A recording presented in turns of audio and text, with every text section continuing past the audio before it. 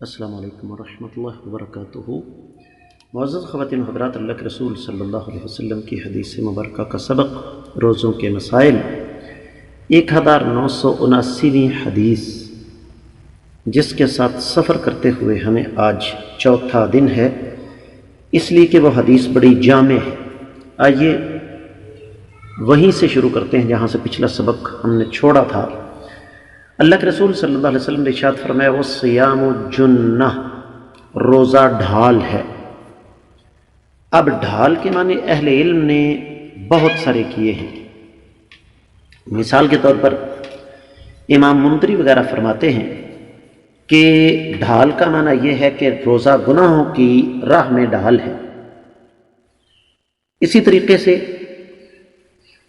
سیدنا عثمان بن ابی العاص سے مفسرین کرام نے یہ نقل فرمایا کہ یہ جہنم کے مقابلے میں ڈھال ہے، جس طرح میدان جنگ میں جو ڈھال ہے وہ دشمن کے مقابلے میں کام آتی ہے۔ اسی طریقے سے بعض اہل علم یہ فرماتے ہیں کہ روزہ جو ہے وہ غیبت کے مقابلے میں ڈھال ہے، اور اسی طریقے سے بعض اہل علم نے یہ بھی فرمایا کہ یہ نیک اعمال کے ضائع ہونے کے راستے میں ڈھال بن جاتا ہے۔ اور اگر غور کیا جائے تو یہ بہت سارے معنی اور بھی ہیں، یہ سارے آپس میں ایک دوسرے کے ساتھ ملتے جلتے ہیں۔ شیطان کے مقابلے میں بھی اس کو بعض اہل علم نے ڈھال کہا، اور نفس امارہ جو انسان کو گناہوں کی طرف ابھارتا ہے اس کے مقابلے میں بھی اس کو ڈھال کہا۔ اور اہل علم یہ فرماتے ہیں کہ اس بات کو سمجھنے کے لیے حدیث کے اگلے الفاظ سمجھنا ضروری ہے۔ نبی علیہ الصلوۃ والسلام نے ارشاد فرمایا، وَإِذَا كَانَ يَوْمُ صَوْمِ أَحَدِكُمْ، جس دن تم میں سے کسی کا روزہ ہو، فَلَا يَرْفُثْ وَلَا يَصْخَبْ، ترجمہ گزر چکا ہے کہ نہ کوئی غلط کام کرے، نہ کوئی بد کلامی کرے۔ یعنی روزہ اس طریقے سے ڈھال بنتا ہے کہ روزہ اصل میں انسان کو غلط راستے سے روکتا ہے، فحش گوئی سے روکتا ہے، فضول گفتگو سے روکتا ہے،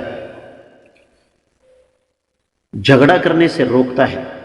تو فرمایا اگر تمہارے ساتھ کوئی الجھنے کی کوشش بھی کرے، لڑائی کرنے کی کوشش بھی کرے، گالی دینے کی کوشش بھی کرے، تو آپ لوگوں کو فوراً اس بات کی سمجھ آ جانی چاہیے کہ یہ شیطان کی چال ہے، یہ شیطان کا منصوبہ ہے۔ اس طریقے سے یہ شیطان ہمیں صحیح راستے سے گمراہ کرنا چاہتا ہے۔ تو اس لیے اگر کوئی جھگڑا کرنے کی کوشش کرے تو روزہ دار یہ کہہ دے کہ انی امرؤ صائم، میں تمہارے ساتھ جھگڑا نہیں کر سکتا اس لیے کہ میں نے روزہ رکھا ہوا ہے۔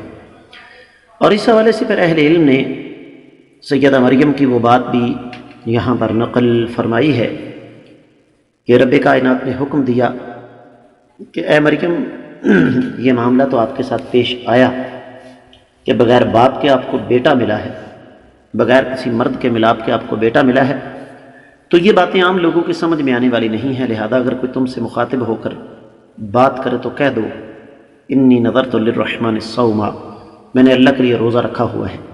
تو بنیادی سبق یہ ہے کہ روزہ ہمیں بے شمار برائیوں سے بچاتا ہے۔ اس کے ساتھ ہی اس حدیث مبارکہ کی مختصر وضاحت جو ہے وہ مکمل ہوتی ہے۔